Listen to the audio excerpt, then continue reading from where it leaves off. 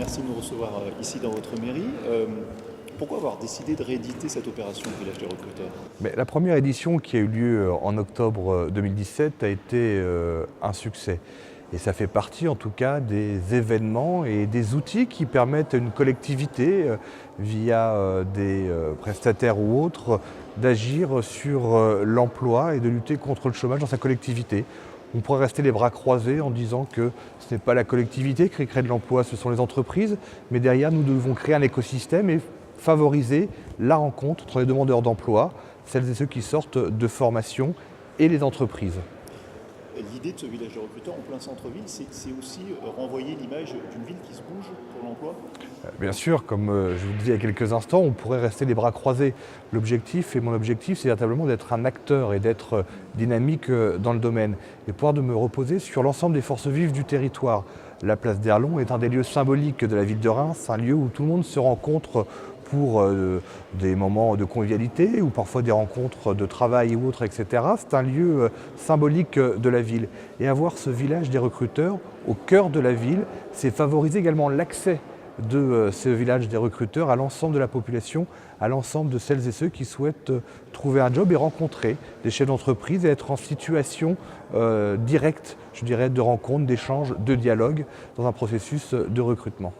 C'est ça aussi le rôle d'un maire, être à la fois un peu le VRP de sa ville et en même temps facilitateur entre l'offre et la demande, entre les demandeurs d'emploi et les entreprises qui recrutent. J'aime beaucoup ce terme de facilitateur que j'utilise à bon escient parce que je considère que le maire d'une ville, il est là pour être facilitateur. C'est créer un écosystème. C'est pas moi qui crée de l'emploi aussi. Je pourrais ouvrir des postes dans le cadre de la fonction publique territoriale. Ce n'est pas du tout mon objectif. Celles et ceux qui créent de l'emploi, ce sont les entreprises, ce sont les entrepreneurs, celles et ceux qui innovent. Et l'objectif, et mon job en tout cas, c'est d'être un facilitateur, de créer un écosystème favorable au développement des entreprises, l'accueil d'entreprises, mais également le développement d'entreprises qui sont là depuis un certain nombre d'années. Et dans le développement, il y a bien sûr le recrutement de collaborateurs, mais il y a aussi la formation.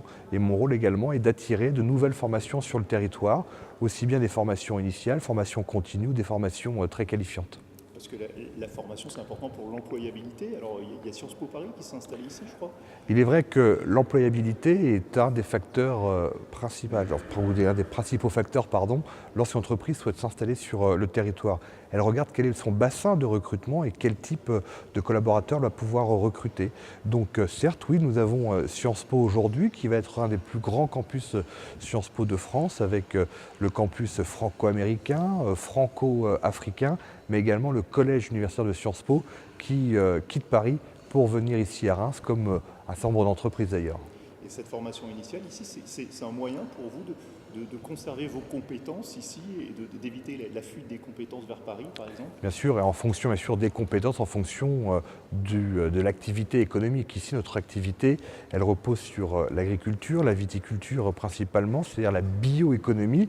Alors l'agriculture du XXIe siècle, c'est-à-dire c'est la transformation des agro-ressources, donc avec des emplois très qualifiants en termes des ingénieurs, mais également des chercheurs et autres. Et puis il y a également une offre de services importante, notamment nous devenons un hub en termes d'activités bancaires ou assurantielles. Et donc il y a des formations qui sont créées justement pour permettre le développement de ces activités sur Reims.